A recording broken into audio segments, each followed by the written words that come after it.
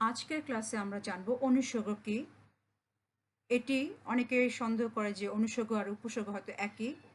আসলে অনুসর্গ উপসর্গ এক নয়, এবং অনেকে এটিকে বিভক্তি মনে করে, অব্যয় মনে করে বা পদ মনে করে। তো আমরা এই বিষয়টি আজকে বিস্তারিতভাবে জানব। এটি অনেক সময় এসএসসি এইচএসসি পরীক্ষার্থীদের জন্য আসে, চাকরির পরীক্ষায় অ্যাডমিশন টেস্টও আসে, কখনো প্রিলির জন্য এমসিকিউ আসে, কখনো রিটেনের জন্য আসে। তো আশা করি আজকের ক্লাসটি ভালো করে মনোযোগ দিয়ে শুনলে এই বিষয়টি সম্পূর্ণভাবে যা কনফিউশন আছে তা দূর হয়ে যাবে। অনুসর্গ বা কর্ম প্রবচনীয় হলো এক প্রকার অব্যয়। যেহেতু অনুসর্গ এক প্রকার অব্যয় এবং এটি স্বতন্ত্র বা আলাদাভাবে বসে, বিশেষ্যকে নিয়ন্ত্রিত করে, বিধায় অনুসর্গের অপর নাম কর্ম প্রবচনীয়। বাংলা ব্যাকরণের বিশেষ স্থান রয়েছে। ইংরেজি সাফিক্স শব্দের অর্থ অনুসর্গ। বাংলা ভাষায় প্রচুর অনুসর্গ রয়েছে। অনুসর্গ শব্দের পরে বসে বাক্যের অর্থ আরও সুস্পষ্ট করে তোলে। কেউ কেউ অনুসর্গকে সাফিক্স বলে, কেউ প্রিপোজিশন বলে, কেউ কনজাংশন বলে। আসলে এটা কি আমরা আরো বেশ কিছু বিস্তারিত আলোচনার মাধ্যমে বুঝতে পারবো। বাংলার অভিধানে কর্ম প্রবচনীয় এর সংজ্ঞা কর্ম প্রবচনীয়। এটি অব্যয় পদ বিশেষ, যা নির্দিষ্ট অর্থে কোনো বিশেষ্য বা সর্বনামের পর ব্যবহৃত হয়ে তাকে বিভক্তিযুক্ত করে, যথা হাত দিয়ে খাও, গাছ থেকে পড়ে, তোমার প্রতি বিশ্বাস, অনুসর্গ। এটি সংস্কৃত হচ্ছে কর্মণ যোগ প্র যোগ বচনীয়। অনুসর্গ বা কর্ম প্রবচনীয় বাংলা ব্যাকরণ একটি পদ, আমরা আগেই জানলাম। আর বাংলা ভাষায় যে অব্যয় শব্দগুলো কখনো স্বাধীন পদরূপে আবার কখনো শব্দ বিভক্তি নেয়, বাক্যে ব্যবহৃত বাক্যের অর্থ প্রকাশে সাহায্য করে, সেগুলোকে অনুসর্গ বা কর্ম প্রবচনীয় বলা হয়।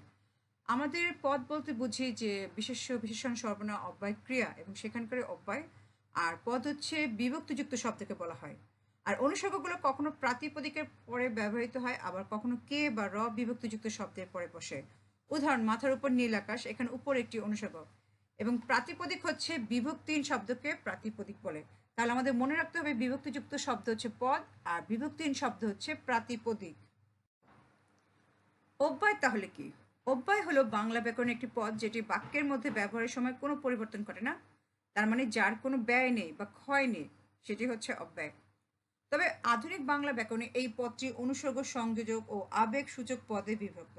তাহলে আমাদের এটা মনে রাখতে হবে, অব্যয়কে আবার অনুসর্গ বলা হচ্ছে, সংযোজক বলা হচ্ছে এবং আবেগ সূচক পদেও বিভক্ত করা হচ্ছে। যে সকল অব্যয় পদ বিশেষ্য বা সর্বনামের পরে কখনো স্বাধীনভাবে আবার কখনো শব্দ বিভক্তি নেয় বাক্যে ব্যবহৃত হয়ে অর্থ প্রকাশ করতে সাহায্য করে, তাদেরকে অনুসর্গ বা কর্ম প্রবচনী বলে। তার মানে বিশেষ্য বা সর্বনামের পরে কখনো স্বাধীন বা শব্দ বিভক্তির মতো বাক্যে ব্যবহৃত হয়, সেগুলো অব্যয় পদ, এবং সেগুলোকে আমরা অনুসর্গ বা কর্ম প্রবচনী বলে থাকি। যেমন স্বপ্ন দিয়ে তৈরি যে দেশ, এই বাক্যে দিয়ে একটি অনুসর্গ। এখানে অনু অর্থ পরে বা পশ্চাতে এবং স্বর্গ অর্থ সৃষ্টি বা ব্যবহার। অনুসর্গ শব্দের পরে বসে সংশ্লিষ্ট শব্দের সঙ্গে পরবর্তী শব্দের অর্থবোধক সম্পর্ক সৃষ্টি করে। অনুসর্গগুলো অব্যয় পদ এবং এদের নিজস্ব অর্থ আছে। অনুসর্গ দিয়ে কারক চেনা যায় এবং অনুসর্গ বিভক্তির মতো কাজ করে। আমাদেরকে খুব গুরুত্বের সাথে মনে রাখতে হবে যে শব্দের আগে বসে উপসর্গ, আর শব্দের পরে বসে অনুসর্গ, প্রত্যয়, বিভক্তি, পদাশ্রিত নির্দেশক। উপসর্গ হচ্ছে প্র, প্রা, অতি, অপ, বিভিন্ন শব্দগুলো। আর আমরা অনুসর্গ যে এখন আলোচনার মাধ্যমে পাচ্ছি, বিভক্তি, অব্যয়, তারপর আমরা যেটা ইংরেজিতে পড়লাম সাফিক্স, কম্পোজিশন, কনজাংশন, প্রিপোজিশন।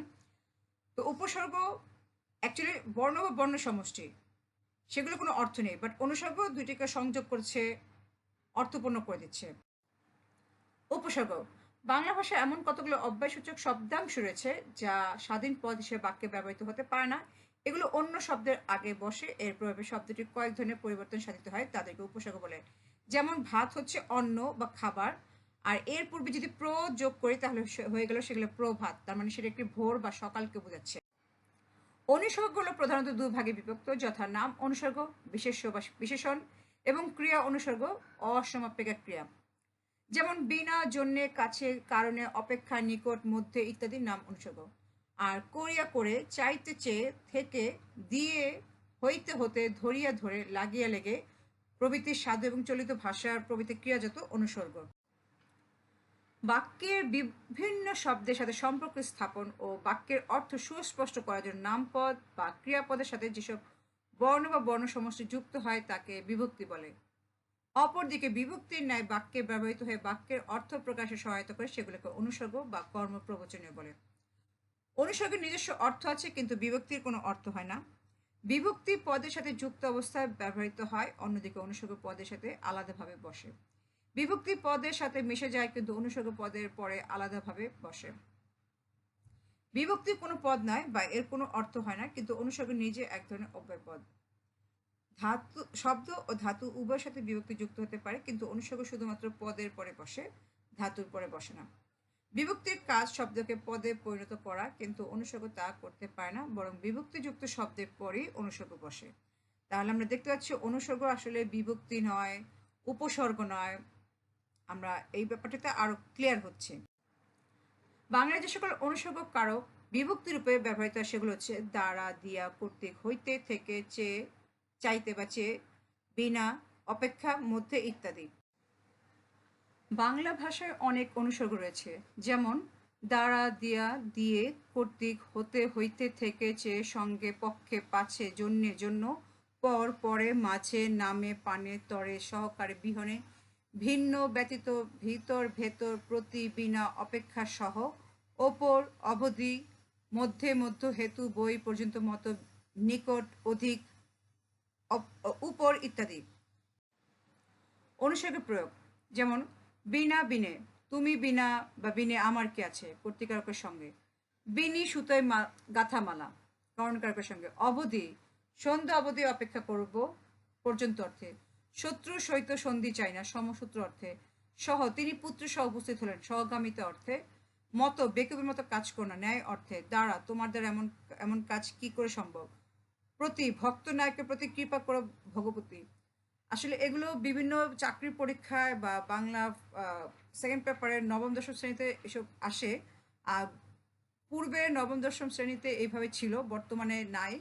বর্তমানে যে নতুন কারিকুলাম, সেই নবম দশম শ্রেণীতে অনুসর্গ অধ্যায়টি একদমই বা এই অংশটুকুই ভালোভাবে নাই। শুধুমাত্র 3টি উদাহরণ দিয়ে দিয়েছে এবং সেখানে ডট ডট ডট দিয়েছে যেন স্টুডেন্ট বসাবে, মানে স্টুডেন্ট জানেই না অনুসর্গ কি, অথচ স্টুডেন্টকে বসানোর জন্য সেগুলো ফাঁকা রাখা হয়েছে। আর যার কারণে আমি আজকে এই ক্লাসটি করছি এবং একটু ডিটেলসে বলার চেষ্টা করছি, যাতে শিক্ষার্থী বুঝতে কিছুটা সহজ হয়। কারণ, পরের কারণে স্বার্থ দিয়ে বলি। অপেক্ষা, মনুষ্য জাতি প্রায় সমুদয় জন্তু অপেক্ষা অধিক কাল বাঁচে। নিকট, তোমার নিকট অভিযোগ নিয়ে এসেছে। মাঝে, সর্বহারাদের মাঝে আমি একা। বদল, নাকের বদলে নরুন পেলাম, বা 3 মাস বাদে ফিরে এলাম। সকাল, গুরুর সকাশে আসি বসে ধীরে ধীরে। বিহনে, উদ্যম বিহনে কার পুরে মনোরথ। শনে, দংশন ক্ষত, সেন বিহঙ্গ ঝুঁজে ভুজঙ্গ শনে, বিরুদ্ধগামিতা অর্থে। সঙ্গে, মায়ের সঙ্গে এই মেয়ের তুলনা হয় না, তুলনায়। পরে, এই ঘটনার পরে আর এখানে থাকা চলে না, স্বল্প বিরতি। পর, শরতের পরে আসে বসন্ত, দীর্ঘ বিরতি। পানে, ওই তো ঘর পানে ছুটেছেন, প্রতি বা দিকে অর্থে। পক্ষে, রাজার পক্ষে সবকিছু সম্ভব, সক্ষমতা অর্থে। আসামির পক্ষে উকিলকে, সহায় অর্থে। মতে, বেকুবের মতো কাজ করো না, ন্যায় অর্থে। তরে, এ জন্মের তরে বিদায় নিলাম, মতো অর্থে। মাঝে, সীমার মাঝে অসীম তুমি, মধ্যে অর্থে।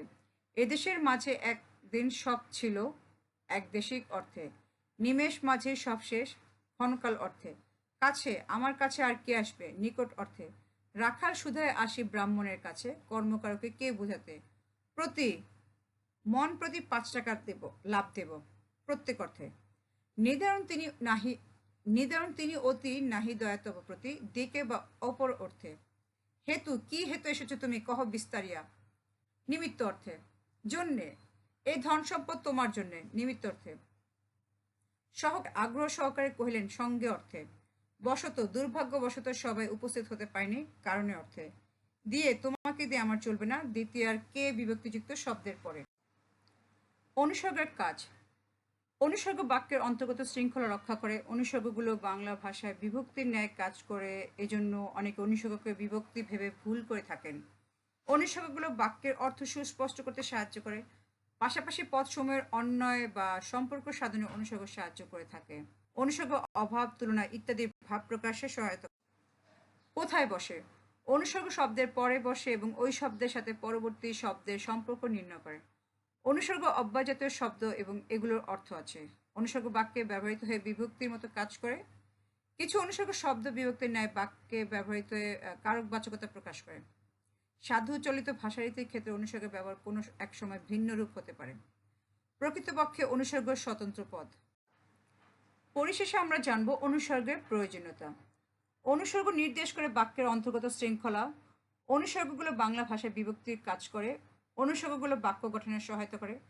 পাশাপাশি পদসমূহের অন্য সাধনে অনুসর্গের ভূমিকা গুরুত্বপূর্ণ। অনুসর্গ ছাড়া কারকের অর্থ প্রকাশ পায় না। অভাব, তুলনা ইত্যাদি ভাব প্রকাশ করার জন্য অনুসর্গের প্রয়োজন হয়। তো আজকের ক্লাসটিতে আমরা অনুসর্গ সম্পর্কে জানলাম এবং অনুসর্গ ছাড়া অন্যান্য যে বিভক্তি, পদ, উপসর্গ, অব্যয় কি, আমরা সেগুলো সম্পর্কে জানলাম। তো আশা করি এই ক্লাসটি থেকে অনুসর্গের মোটামুটি একটা ধারণা সব শিক্ষার্থী পেয়ে গেছে এবং ভর্তির ক্ষেত্রে, চাকরির ক্ষেত্রে বা অথবা এসএসসি, এইচএসসির ক্ষেত্রে তোমাদের সহায়তা করবে বলে আমি আশা করছি।